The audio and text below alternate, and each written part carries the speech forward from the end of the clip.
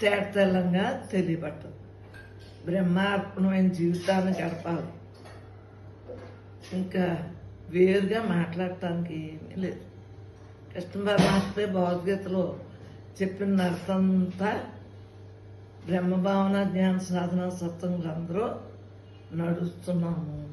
నడుస్తాము, నడిచి చూపిద్దాం అందరికీ.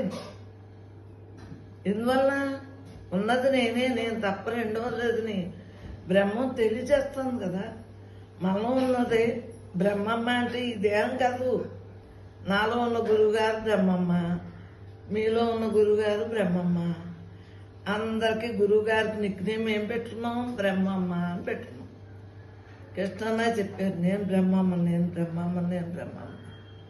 అలాగే మనం అందరం బ్రహ్మమ్మ అనుకుంటా బ్రహ్మే అన్నీ చేస్తాందని. బ్రహ్మ